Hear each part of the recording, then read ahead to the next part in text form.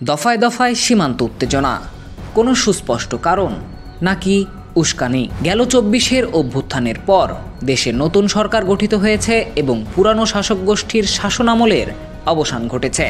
এরপর থেকে বাংলাদেশের রাজনৈতিক দৃশ্যপট ব্যাপক পরিবর্তনের মুখোমুখি। এই পরিবর্তনের সাথে সাথে ঢাকা দিল্লি সম্পর্কের মধ্যে বড় এক ফাটল দেখা দিয়েছে।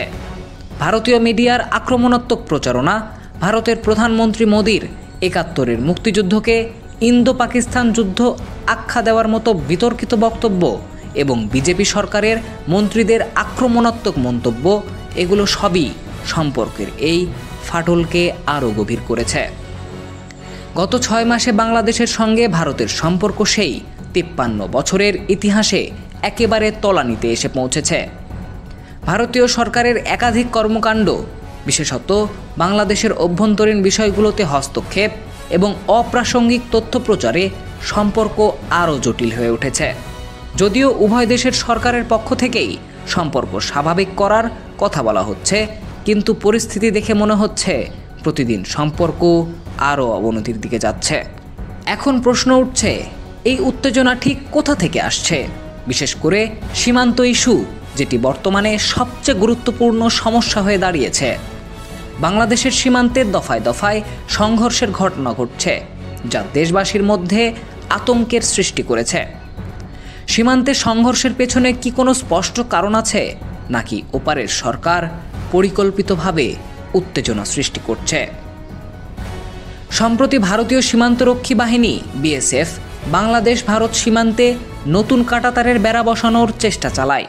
এই কার্যক্রমটি আন্তর্জাতিক সীমান্ত আইন লঙ্ঘন করে, যা বাংলাদেশ ও ভারত দুই দেশের জন্য একটি বড় সমস্যা সৃষ্টি করেছে। বিশেষ করে লালমনিরহাটের পাটগ্রাম উপজেলার দহগ্রাম এলাকায় বিএসএফের বেড়া নির্মাণের চেষ্টা দেখে স্থানীয় বিজিবি তৎক্ষণাৎ বাধা প্রদান করে। তারপর কিছু সময়ের মধ্যে বিএসএফ কাজ বন্ধ করে, তবে কিছু সময় পরে তারা আবার কাজ শুরু করে। এমন অবস্থায় দুই দেশের সীমান্তে উত্তেজনা আরও বাড়ছে। এছাড়াও স্থানীয় বাসিন্দাদের অভিযোগ, ভারতীয় বাহিনীর এই পদক্ষেপ কোনো সাধারণ ঘটনা নয়। তারা মনে করছেন এটি কোনো পরিকল্পিত উস্কানি হতে পারে, যার মাধ্যমে সীমান্তে নতুন করে উত্তেজনা সৃষ্টি করা হচ্ছে। এর মাধ্যমে দেশের নিরাপত্তা বিপন্ন হতে পারে এবং দুই দেশের মধ্যে একটি নতুন সংকটের সূচনা হতে পারে। বিশেষজ্ঞদের মতে সীমান্তে এসব কর্মকাণ্ড শুধু সামরিক উত্তেজনা তৈরি করছে না, বরং এটি রাজনৈতিক কারণে আরও জটিল হয়ে উঠছে। অনেকেই মনে করছেন ভারতের কিছু শীর্ষ নেতা এমন উস্কানিমূলক পদক্ষেপ নিচ্ছে যাতে দুটি দেশের সম্পর্কের মধ্যে আরও বিভেদ সৃষ্টি হয়। এটি উভয় দেশের জন্যই একটি বড় বিপদ হতে পারে যদি না দ্রুত এবং সুষ্ঠুভাবে সমাধান করা হয়।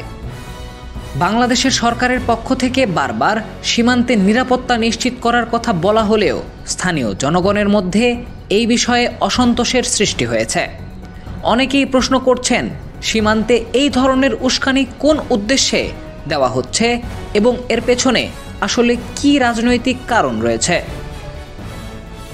এখন সময় এসেছে দুই দেশের সরকারের উচিত সীমান্তের বিষয়ে আরও স্পষ্ট সিদ্ধান্তমূলক পদক্ষেপ নেওয়া, যাতে এমন উত্তেজনা আর না বাড়ে এবং দুই দেশের সম্পর্ক আবার স্বাভাবিক হতে পারে।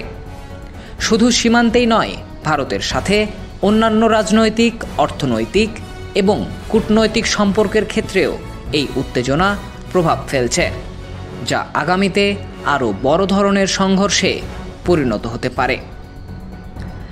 এখন প্রশ্ন, কি হবে ভবিষ্যতে? উত্তেজনা আর কতটুকু বাড়বে? এই পরিস্থিতি থেকে বেরিয়ে আসার কি কোনো পথ আছে? এসব প্রশ্নের উত্তর সময় দেবে, কিন্তু বর্তমান পরিস্থিতি বলছে দুই দেশের সম্পর্কের ভবিষ্যৎ এখন বড় ঝুঁকির মধ্যে।